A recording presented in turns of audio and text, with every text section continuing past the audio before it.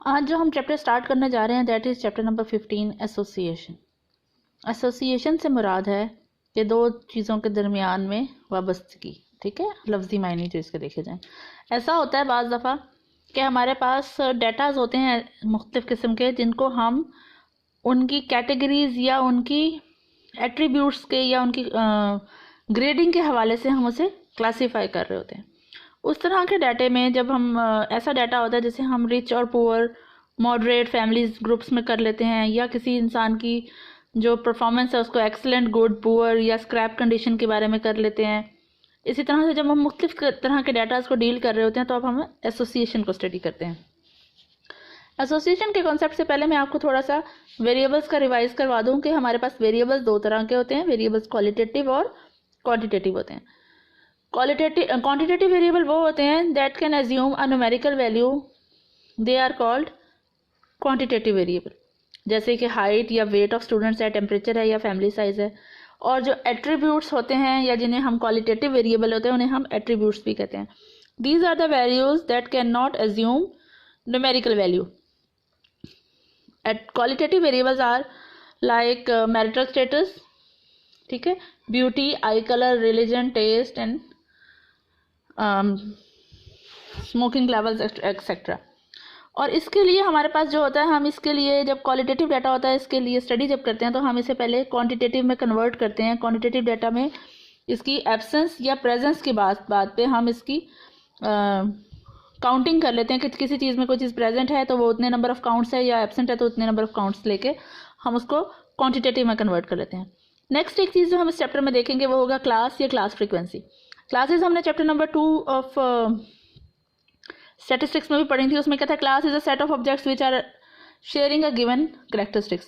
Class में वो सब चीज़ें शामिल होती हैं जिनकी सेम एट्रीब्यूट्स या सेम कैरेक्टरिस्टिक्स होती हैं। और क्लास की फ्रीक्वेंसी से मुराद है वो नंबर ऑफ ऑब्जर्वेशन जो कि उस क्लास को असाइंड होती है, ठीक है। उसके बाद एक कॉन्सेप्ट आता है classification of the attributes. When a population is divided into two distinct and mutually exclusive classes of a single attribute, it is called as two-fold division or division by dichotomy. अब ऐसी classes में जब हम उसको दो attributes की base पे divide कर देते हैं और वो म्यूचुअली एक्सक्लूसिव होनी चाहिए क्लासेस, ठीक है, distinct and mutually exclusive classes होनी चाहिए, तो उसे हम कहते हैं क्लासिफिकेशन ऑफ ऑब्जेक्ट्स। और ऐसी क्लासिफिकेशन जो दो पे होती है उसे हम कहते हैं डायकोटोमी। और जब हम क्लासेस को दो से ज़्यादा में डिवाइड कर रहे होते हैं, दो से ज़्यादा एट्रीब्यूट्स और दो से ज़्यादा एक्सक्लूसिव क्लासेस होती हैं, तो उसको हम क्या कह रहे होते हैं, मैनीफोल्ड क्लासिफिकेशन या मैनीफोल्ड डिवीजन्स कह रहे होते हैं।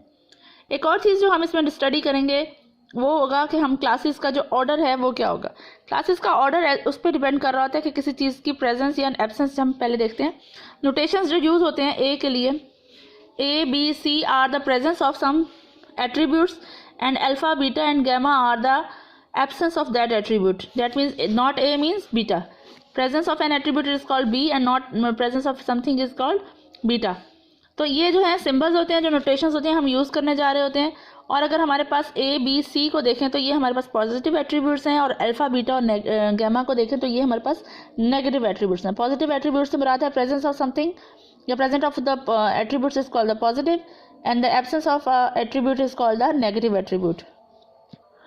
ऑर्डर ऑफ द एट्रीब्यूट्स या ऑर्डर ऑफ द क्लासेस से मुराद है, order of the class is known as the number of attributes specifying the class. जो भी नंबर ऑफ एट्रीब्यूट्स उस क्लास के अगेंस्ट होंगे हम उसको, अगर हम सिंगल एट्रीब्यूट को कर रहे होंगे तो उसमें हम क्या करेंगे, फ्रीक्वेंसीज ऑफ क्लास ऑर्डर ए में क्या होगा, जिसमें हम सिंगल एट्रीब्यूट को स्टडी करते हैं कि या उसकी एब्सेंस होगी या उसकी प्रेजेंस होगी, तो वो क्या होगी, ए एंड अल्फा। और जो एन है that is the frequency of the class of order 0। Basically उसका मतलब ये है कि n से मुराद है जो हमारे पास टोटल नंबर ऑफ फ्रीक्वेंसीज होती हैं किसी भी क्लास की, उसको हम क्या कहते हैं, the total number of observation denoted by n is called the frequency of the class of order 0 since no attribute is specified, ठीक है। जब हमारे पास कोई भी एट्रीब्यूट्स नहीं है, टोटल डाटा जो है उसका सम क्या है हमारे पास n, लेकिन जब हम उसको एट्रीब्यूट में a के अकॉर्डिंग देखते हैं तो a से मुराद है सिंगल ऑर्डर लिया हमने उसका, a से मुराद है प्रेजेंस, अल्फा से मुराद है एब्सेंस। और एट्रीब्यूट्स ऑफ सेकंड ऑर्डर क्या होगा, अल्फा एंड बीटा एब्सेंस हो जाएगी और a और b क्या हो जाएगी, उनकी प्रेजेंस हो जाएगी। तो जो frequencies of class of order 1 होगा, जब हम 2 का केस देख रहे होंगे ए और बी का, तो उस केस में हमारे पास क्या होगा, A, alpha, B and beta, ठीक है। These are the classes of order 1। और क्लासेस ऑफ ऑर्डर 2 क्या हो जाएंगे, A into beta, A into alpha, A into B and alpha into beta, ये 4 होगा, sorry A beta alpha B and alpha beta. और जो 2x2 का इसका कॉन्टिजेंसी टेबल बनेगा उसको हम ऐसे नोटेट करेंगे कि एट्रीब्यूट ए इस तरफ आ जाएंगे, उसका प्रेजेंस एंड एब्सेंस, और एट्रीब्यूट बी का प्रेजेंस और एब्सेंस इधर आ जाएगा हमारे पास वर्टिकल फॉर्म में।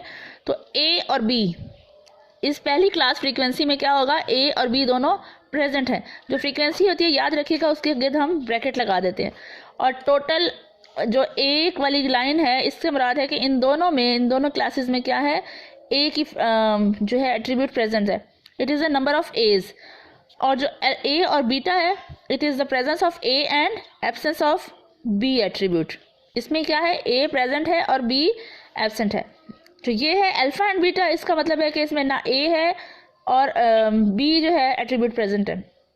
अल्फा एंड बीटा से मुराद ये है कि अल्फा बी मतलब ए वाला एट्रीब्यूट भी नहीं है और बी वाला एट्रीब्यूट भी नहीं है, तो it is alpha and beta. Frequencies के लिए याद रखिएगा कि हमेशा हम ब्रैकेट लगाएंगे उसके लिए। और जो ये टोटल है it is the attribute B, it is the not presence of attribute B, it is the total of attribute A and it is the total of absence of attribute A. n is the total number of observations in the data. ये क्या है, 2x2 का contingency table बनाए। इसके बाद बेटा एक चीज़ जो हम स्टडी करते हैं वो है number of class frequencies. If we include the total number of observations n as the frequency of class of order 0, यानी कि टोटल नंबर ऑफ फ्रीक्वेंसी क्या है कि इसमें क्लास ऑफ ऑर्डर 0 है, तो हमारे पास जो जनरली क्या है, अगर हम के एट्रीब्यूट स्टडी करने जा रहे होंगे तो हमारे पास क्या होगा, the total number of class frequencies would be 3 की पावर k।